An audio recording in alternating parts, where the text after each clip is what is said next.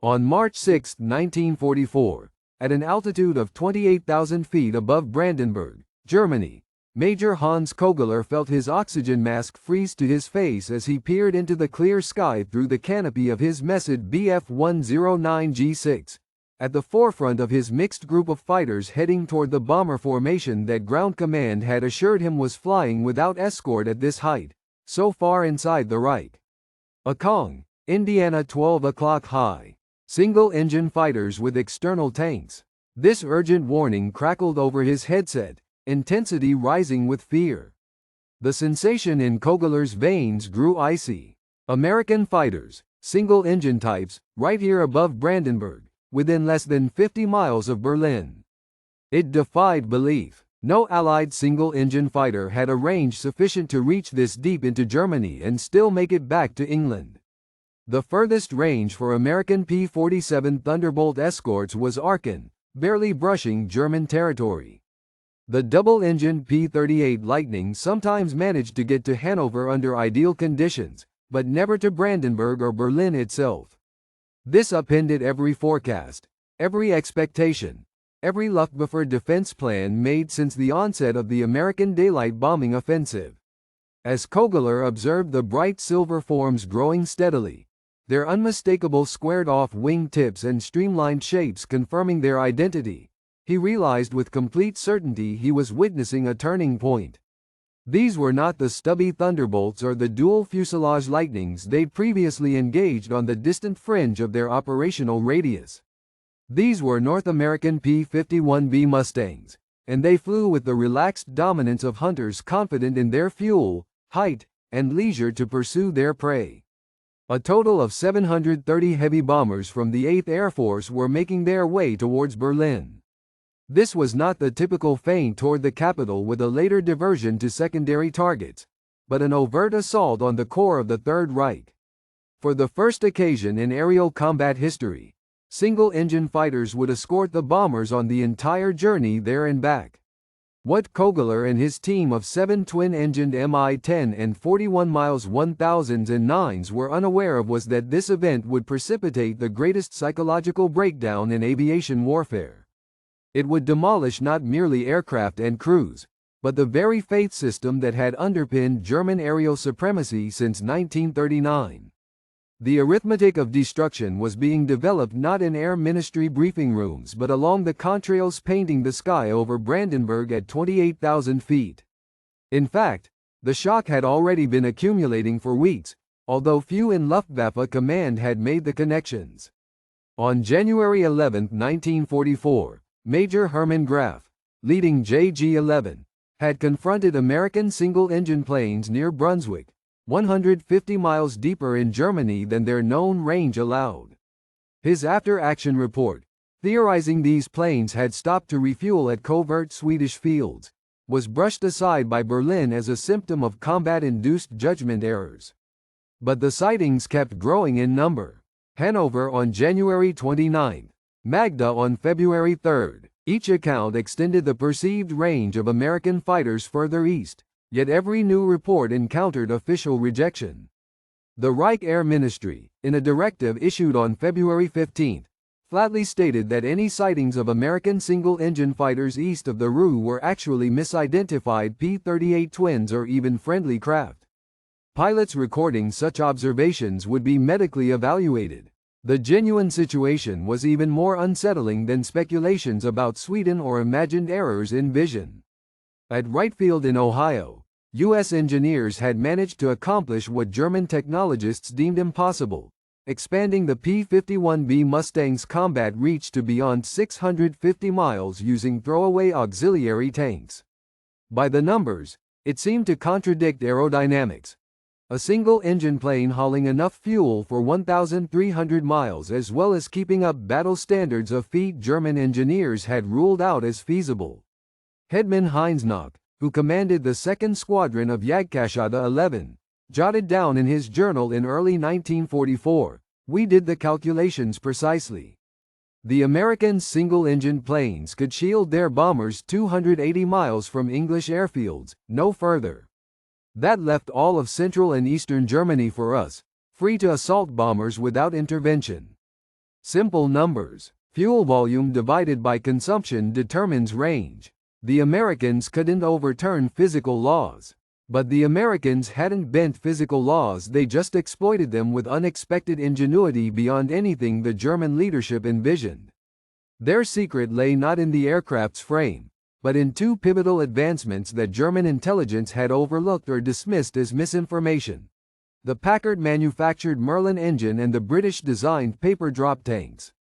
The Packard 51650-3 engine inside the P-51B wasn't just a Rolls-Royce Merlin replica under license.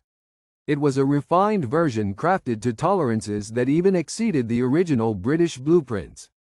Borrowing production practices from Detroit's car factories, Packard reached a new milestone, an engine producing 1,490 horsepower at sea level, and crucially, delivering 1,200 horsepower at 30,000 feet thanks to a two-stage, two-speed supercharger.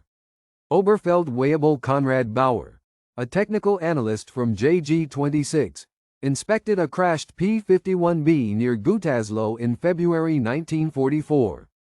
His report, later discovered in Luftwaffe documents, revealed German astonishment. The engine installation is a triumph of precise engineering. The intercooler system outclasses anything in our Daimler-Benz 605 series. Yet most outstanding is the production standard. Each part is crafted with the accuracy of a watchmaker. And they claim Americans assemble 3 of these engines per hour. If that is true, this battle is determined by factories, not flyers. The drop tanks provided a subtler, more efficient answer. Made from pressed paper saturated with plastic resin, these 108-gallon auxiliary tanks weighed only 35 pounds empty, lighter even than the ammunition load for a Mustang's gun. British creators at the Royal Aircraft Establishment pioneered this laminated paper building process, capable of carrying fuel for about 5 hours before deteriorating. That far exceeded the 2.5 hours needed to reach Berlin. German designers did try auxiliary tanks, but their design philosophy was fundamentally different. The German tanks were made of metal, intended for multiple uses, costly, and heavy. These tanks sapped performance to such a degree that fighters burdened with them were easy targets. In contrast, the American paper tanks were cheap, meant to be discarded, and extremely lightweight. With 2 108-gallon paper tanks, a P-51B could travel to Berlin, jettison the tanks in an instant on entering battle, and then engage at peak abilities. Lieutenant Colonel Hubert Zinke, who led the 56th Fighter Group, detailed this tactical shift in a 1944 presentation. The Germans expected us to save fuel for fighting and the return leg.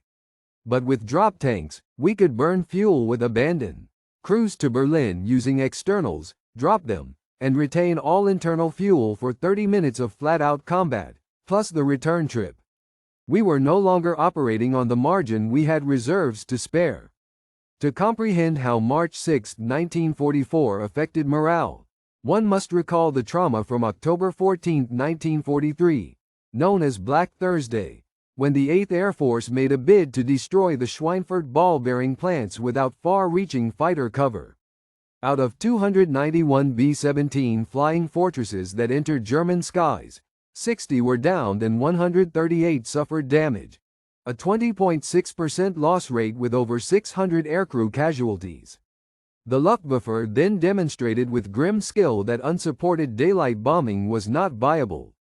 General Ira Ecker, leader of the 8th Air Force, had to halt deep penetration missions completely. General Major Adolf Galland, General Diagful and Chief Fighter Officer, proclaimed October 14 the greatest triumph for the Jadivy in the defense. In his memoirs, The First and the Last, written after the war, Galland recounted, "After Schweinfurt, we thought wedge-shown daylight assaults were doomed. The Americans would have no choice but to follow the British into night raids where precision was unattainable and destruction minimal. We'd won the conceptual war." Yet Galland, despite his tactical brilliance, erred greatly. He believed the Americans would limit themselves to current technology instead of crafting new approaches. When reports of a novel, long-range American fighter reached him in December 1943, he ignored them. When his pilots witnessed single-engine fighters near Hanover in January 1944, he accused them of hallucinating. Not until February 20, 1944, with the launch of Big Week, did Galland realize the gravity of the danger. The Americans sent 1,000 bombers protected by 835 escorts, marking the P-51B's first mass use. Within the following 5 days, the Luftwaffe lost 262 fighters and, crucially, 100 seasoned pilots, 17% of its trained aces. Major Wilhelm Ferdinand Voets Galland, Adolf's younger sibling and the commander of 3JG-26, wrote after Big Week, "The arrival of Mustangs altered the situation completely. Earlier, we could wait beyond the fighters' reach and attack bombers with precision. Now, we had to fight through escorts to reach the bombers, then fight again to withdraw. Every operation had become a struggle for survival from takeoff to homecoming." The morning of March 6, 1944 broke crisp and cold across northern Europe. Flawless weather for flying. At RAF Laxton in England, maintenance crews had labored throughout the night, getting the 357th Fighter Group ready for their boldest operation to date. The first mission for a P-51 group to give escort all the way to Berlin. Colonel Henry Spicer, who commanded the 357th Fighter Group, assembled his pilots for a briefing at 0600 hours. "Gentlemen, today's mission is to Big B for the entire route. We'll spend 4 hours over enemy territory. If any pilot doubts his plane is in perfect condition, turn back now. At these ranges, there won't be another opportunity." Nobody turned back. Yet, Colonel Spicer himself was forced to abort soon after leaving the ground due to technical trouble, and Major Thomas L. Hayes took over leadership of the historic flight. By 8:30, 730 heavy bombers began taking off from airfields throughout East Anglia. Following them, 796 fighter planes readied for staggered escort duties, P-47s to cover the early stage, P-38s midway, and P-51 Mustangs for the longest stretch and direct target protection. The 357th Fighter Group put 48 P-51Bs in the air, but just 33 made it as far as Berlin after some were sidelined by mechanical faults or struggled with navigation in dense cloud banks. Inside Germany, the Reich's Jagdverein Reich Air Defense radar posts started detecting the enormous formation as it gathered above the North Sea. Plotters at Doberitz, the central fighter control station for Berlin's protection, first treated this as another false lead.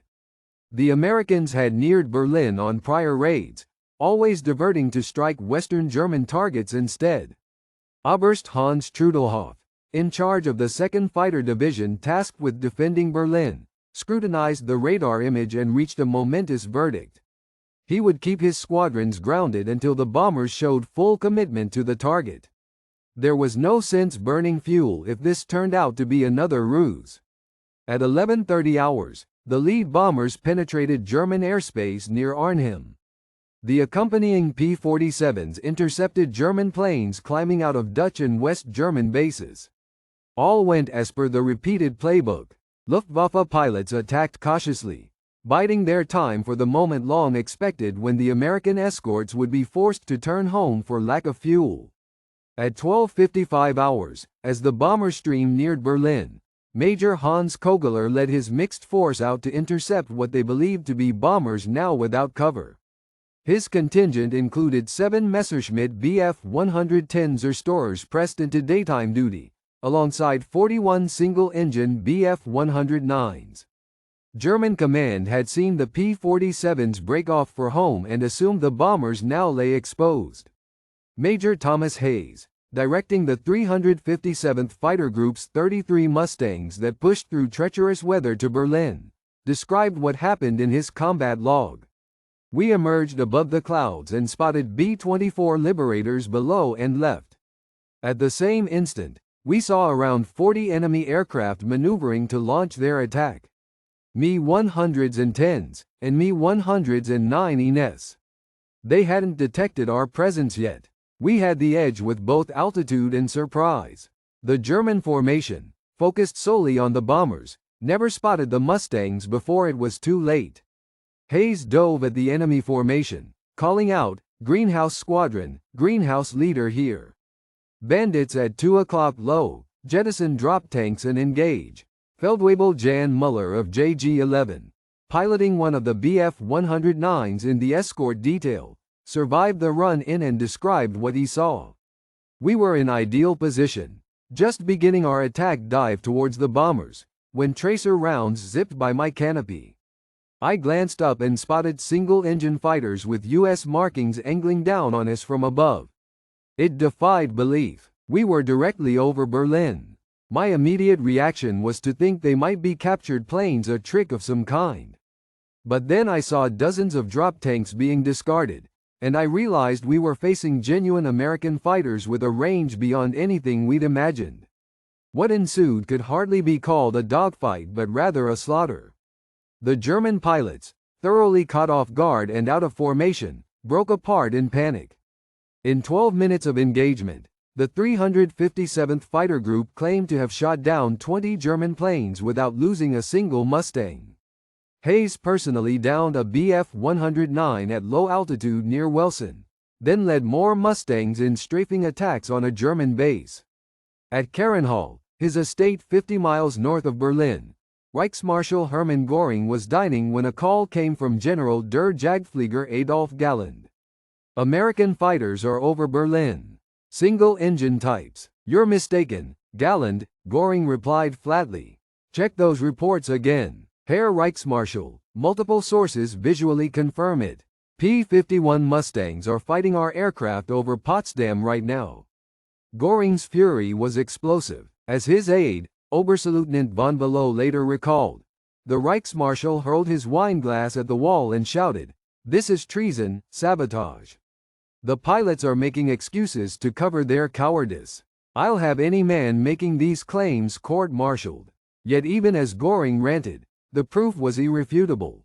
From his own residence he could make out contrails over Berlin and hear the distant rumble of engines pushed to their fullest. His aide would later recall how Göring stood at the window, silent, watching the sky for almost an hour. That night, Göring issued what became the most notorious order of the air campaign. All pilots claiming to have sighted American single-engine fighters in Berlin's airspace are to be arrested for cowardice and the circulation of defeatist propaganda. The maximum possible range of American fighters is the Ruhr. This is established scientific fact. This directive sowed further disorder among fighter squadrons already stunned by their casualties. Pilots who had engaged P-51s now faced court-martial for stating what they had witnessed. Some squadron leaders, among them Major Gunther Rahl, disregarded the command and simply instructed their pilots to log twin-engine enemy aircraft in their after-action reports.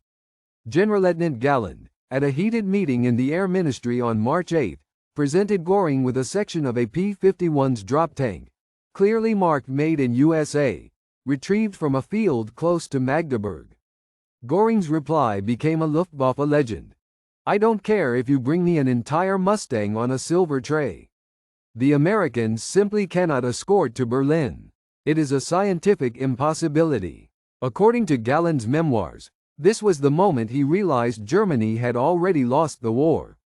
Later on at Nuremberg, Göring conceded, "Once I saw American fighters over Berlin, I knew it was over." For Luftwaffe airmen, seeing Mustangs above Berlin was not just a tactical reversal, but an existential shock. These men had been assured many times they were safeguarding an unassailable bastion, confident in German science and engineering being unsurpassed by the Allies.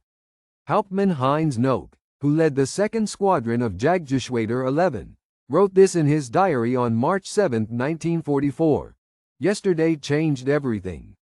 We had always known the boundaries of our safety, places to regroup, where attacks could come without obstruction. That sense of certainty vanished. If they have the reach to get to Berlin, nowhere is beyond them. We hunters now find ourselves the hunted, even in our own capital." The psychological blow was intensified by the opposition's capabilities. The P-51B was not only present above Berlin, it ruled the skies. Its Merlin engine pushed it to a top speed of 437 miles per hour at 25,000 feet, faster than the Bf-109 G6, which hit 386 miles per hour at that altitude. Its laminar flow wing enabled superlative handling at elevation. The quad .50 caliber machine guns delivered concentrated striking power, and most importantly, its pilots arrived fresh and unworn, not exhausted from lengthy, fuel-stretching flights.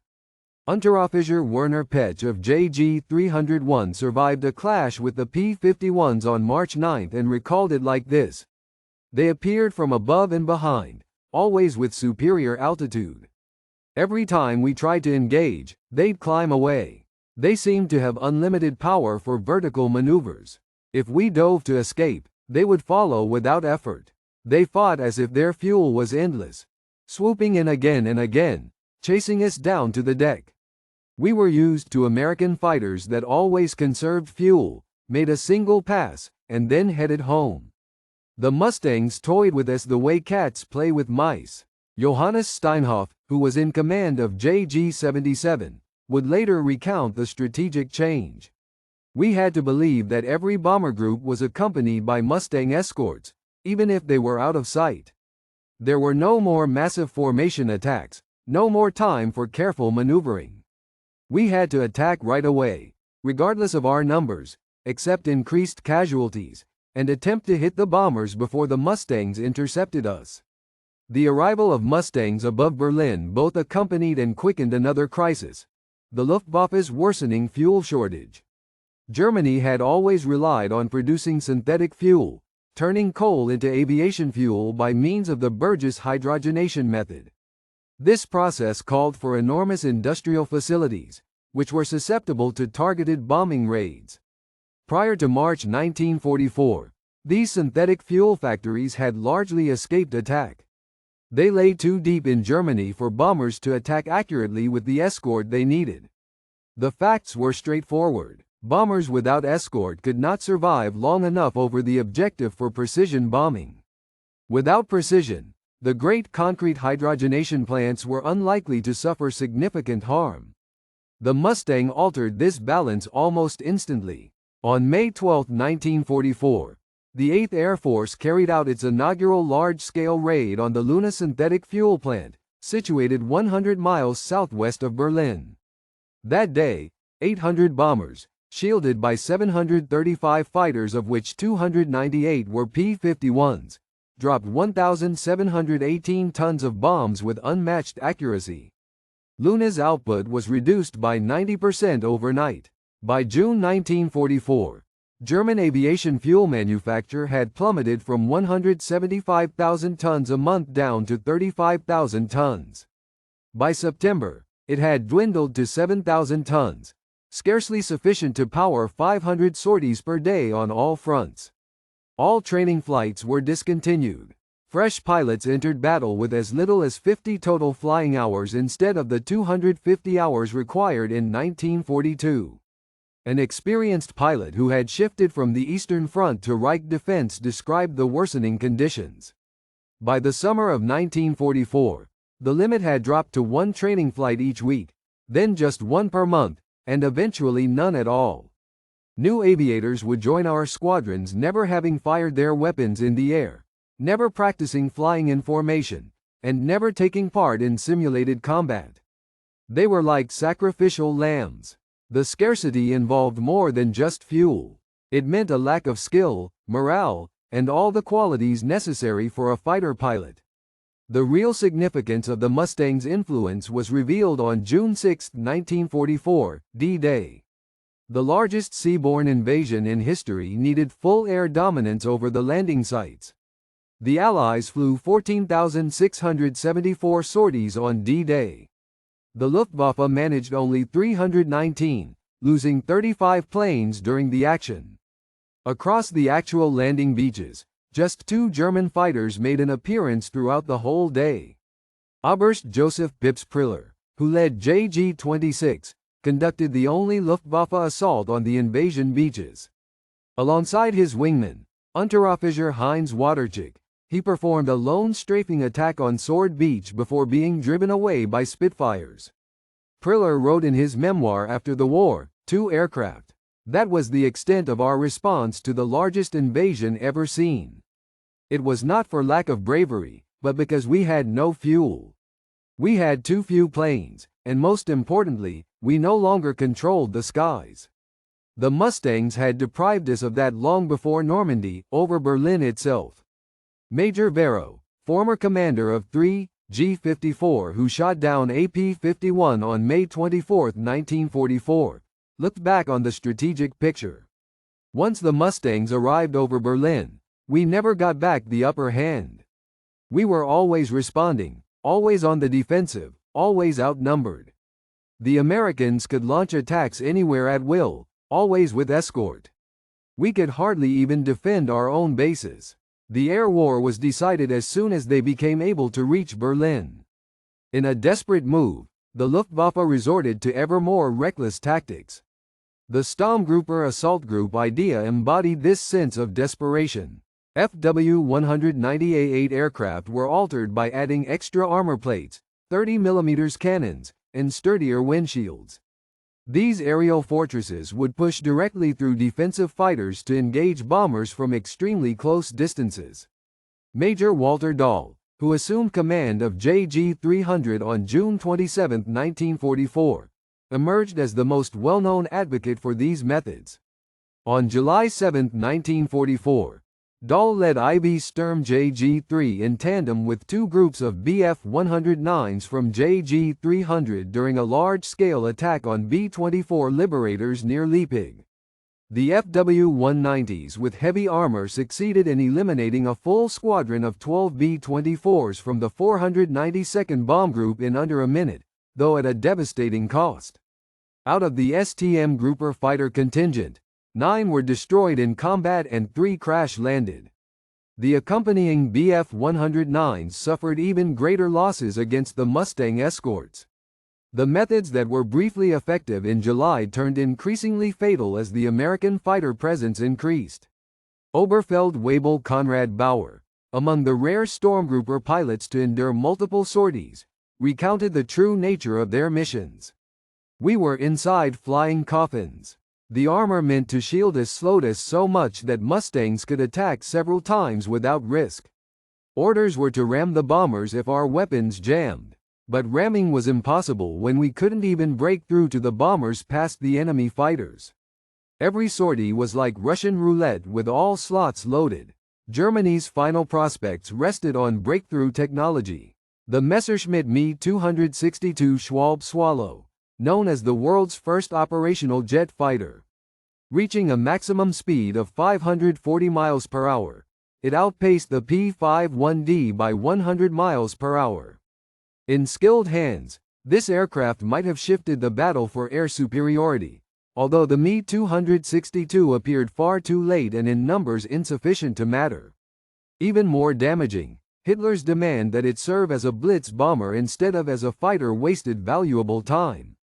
By the time enough were available for fighter service in late 1944, the Luftwaffe lacked both the necessary fuel to train aviators and the secure bases to use them safely. Adolf Galland, previously removed from his post as General Diag-Flieger due to his criticisms of Hitler's directives, was assigned to command JV-44, an elite jet fighter wing created in February 1945.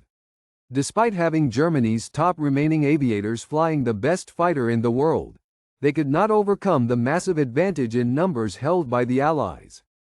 Galland himself summarized the hopelessness. "We would launch, bring down a bomber or two or fighters and return to discover Mustangs attacking our base. They hunted us even on the ground, catching Mi-262s while we took off or landed, when we were most vulnerable. For every minute we flew, Mustangs dominated the skies for an hour. Without sufficient numbers, fuel, and logistical support, even advanced machines become worthless." By the fall of 1944, the Luftwaffe faced what later became known to historians as the death of the expert. Its seasoned flyers, each with dozens or hundreds of kills, were being lost more rapidly than they could be replaced. The sight of Mustangs deep inside German territory meant there was nowhere safe for new pilots to practice, no quiet area where beginners could build their skills. The available data paint a bleak picture. In 1940, rookie Luftwaffe flyers had 250 hours of instruction before deployment. By 1944, only 80 hours were provided. In early 1945, some aviators went into combat after no more than 20 hours in their assigned type. By contrast, American airmen arriving in Britain had accumulated between 400 and 500 hours of experience, including 100 hours in their assigned aircraft and comprehensive gunnery instruction. Johannes Steinhoff, who survived severe burns after his Me-262 crashed during takeoff in April 1945, later recalled, "We were sending children out to die." Boys who had trouble maintaining formation were set against Mustang pilots with hundreds of operational hours. This was not battle, it was extermination. I stopped meeting the eyes of the newcomers. I understood most would not survive the week. The casualty ratios support his account. In January 1945, new Luftwaffe fighter pilots on average survived 7 sorties. Certain squadrons saw complete personnel turnover within just a month. JG 301, once an elite force, lost 82 airmen in the first 3 months of 1945 while downing only 41 enemy planes. Lytton Gaw, who endured the war credited with 3 kills, gave a newcomer's point of view. "My very first flight was meant to be instructional, a patrol over Brunswick with veteran aircrews. Mustangs ambushed us before we had even formed up. My squadron leader perished in the opening attack. I never glimpsed the Mustang that fired at me, only the streaks of tracers outside my canopy. I sped at low level back to base, alone. That completed my combat training."